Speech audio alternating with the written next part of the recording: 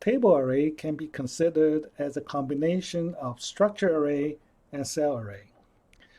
Inside a table array, there are columns, and each column, it contains the same data type. Here is an example to create a table array. We're going to use a function called table.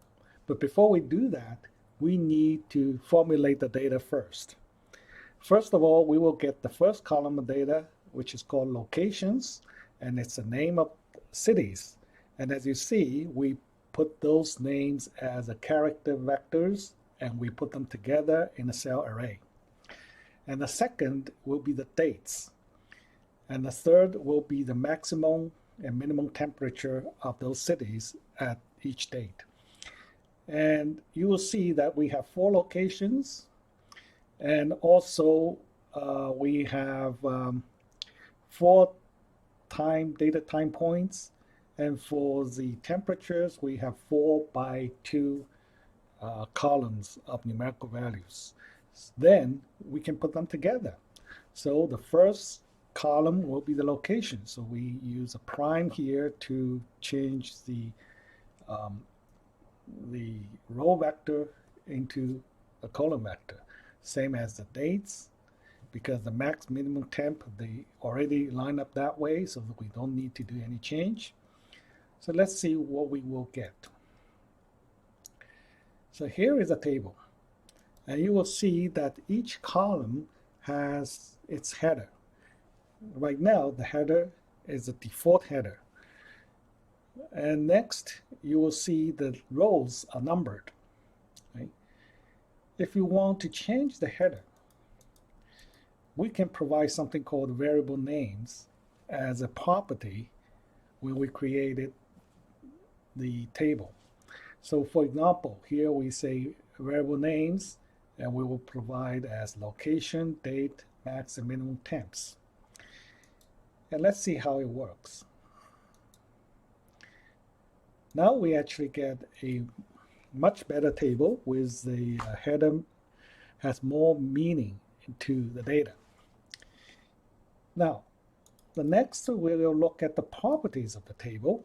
So we have t1.properties, and over here you will see a list of the properties that we can check.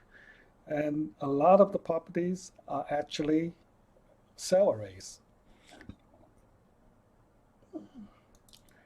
If we want to change the variable names, which is the header of the table, and this is what we can do. We will get city, date, and temp, because we have 3 headers here. And we just replace that. If we do so, you can see that the header is changed.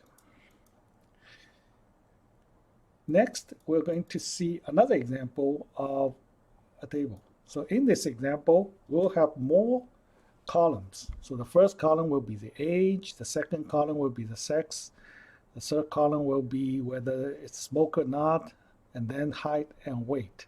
So altogether we have 5 columns, so we need to provide 5 header informations, and which is another cell array. It's age, gender, smoker, height, and weight. In addition to that, we're going to provide the row names. So instead of just giving the numbers 1, 2, 3, 4, we can say P1, P2, P3 as the labels of the row. So all we need to do is to list all the data, right, in column, and then we have the header here, and last we will have the row names, just to be sure that the number of row names must be the same as the number of rows.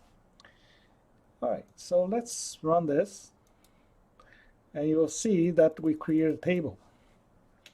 Now the next thing is very interesting, and this is what I'm saying, that you can consider a table array as a combination of a structure array or a cell array. And this is what I mean, that you can consider a table array as a combination of structure array and cell array. you can actually access the data as if the table array is a cell array. So you will see that here you will just use the numbers to index the item. So this is a T3, that's a table. And what we are going to get is row 2, column 1. That will be this value. It's the 22. Or you can actually use the form of a structure. In this example, we'll say T3.age, which is a column. And then you will identify the number 2 to number 4 values in that column. Or let's say you want to use a row name instead of these number index. Here you can just use a curly bracket to include the labels of each row. So here we're going to get P3 and P4 and get all the columns. So this is what we get. So this will be 22, we mentioned that.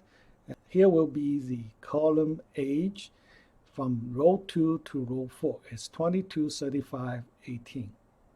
Here we go. And here is just to get a section of the table, which is P3 and P4. So we will get a subtable. And we can certainly look at the properties of this table. You will see that we have these dimensions as row variables and the variable name, which are the headers. And also we have a row names. It's a cell array.